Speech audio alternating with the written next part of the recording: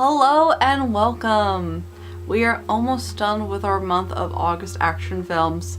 I wanted to talk about this one particularly for a lot of different reasons, but mainly the fact that I wanted to show that Robert Rodriguez can actually direct a good film. Hello, this is Robert Rodriguez, and this is the 15-minute flick school, Sin City. Sin City was released in 2005. It's the exact same scenario as the other films we talked about. It's under Miramax, but in 2005, Miramax still was owned under Walt Disney Studios. And this is actually the last one that was owned. There is a sequel, Sin City 2, but that's separate, so we're not going to talk about that one. But it is directed by Robert Rodriguez, and we already touched base on his films for kids earlier in the month, so I thought it was very, very great to talk about an actual good film. He can do amazing adult films. It just, the kids' films he tries, and it's just too juvenile, and we already talked about the issues with that. But also, Frank Miller directed this, and Frank Miller did the comic series as well. It is based off a comic series, and phenomenal job. So they worked really great together, and Quentin Tarantino also did work on this film with them as well. So we have 3 directors, and we've talked about both Robert Rodriguez films as well as Quentin Tarantino films, and you can see the style here. You can see how it is a Rodriguez, Tarantino, and Frank Miller film. It is so stylized and really perfection, and it's honestly one of my favorites as well.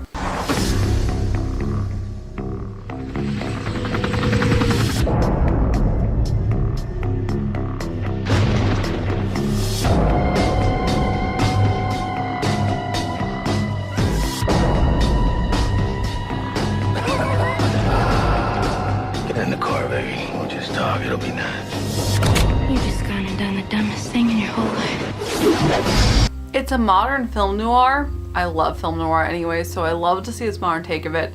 Obviously, the colorization is very unique, and that makes it stand out alone, that it's black and white with the pop of color in various places per person, and it's basically a set of short stories that takes place in Basin City, which is also known as Sin City, and it follows the various characters as I tell their stories. There's multiple stories that happen, and it's just really cool and very unique, and you don't have anything like this.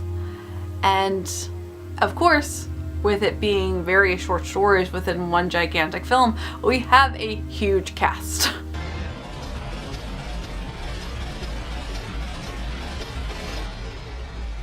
So tons of names, tons of people, phenomenal, well done cast, and it's definitely visually stunning and pleasing. It's still very graphic, it's still very violent, but because it's in black and white and you just have that pop of color, it makes it very interesting, and it also does cut down on the violence a lot because you're basically stepping into a graphic novel. I mean, as graphic as it is, one of my favorite things about it is the fact that when you have blood spilling out, if someone shot someone or cut someone open, it's supposed to be the blood. It doesn't look like it. It looks like just like white ink spilling out.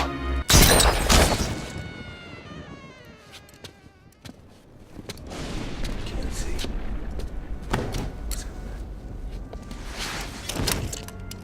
I can't see. So it's really cool because that also does tie into Tarantino when we talked about Kill Bill, how they turned the scene to black and white so that way it wouldn't look like blood was spilling all over the place, and it was a lot more PG and politically, like, it wasn't as shocking. So I think it's cool that they did the same thing here. This is a type of film that is so unique that we're never going to get anything like this again, and Frank Miller did the comic series, so if you are also a fan of this, I would definitely recommend checking out the comic series and the graphic novels because it's what you saw but much more. And there is a second one, like I said, but we're not going to cover that because that isn't under Disney territory. I just love these films because they're very anti-Disney, and it's interesting to see them be made under Disney's ownership of them. So that's I mean, they're my favorites, but that's also why I love talking about them. Plus, like I said, he's a fantastic director when it comes to like serious movies. So I wanted to give him some praise after knocking him down with Spy Kids and Shark Boy and Lava Girl that we talked about, which were terrible. But tomorrow we're gonna wrap up our month with another one of my favorites, and also a great transition to Halloween with the League of Extraordinary Gentlemen, so you can stay tuned. And as always, I hope you have a magical day, and I will see you real soon.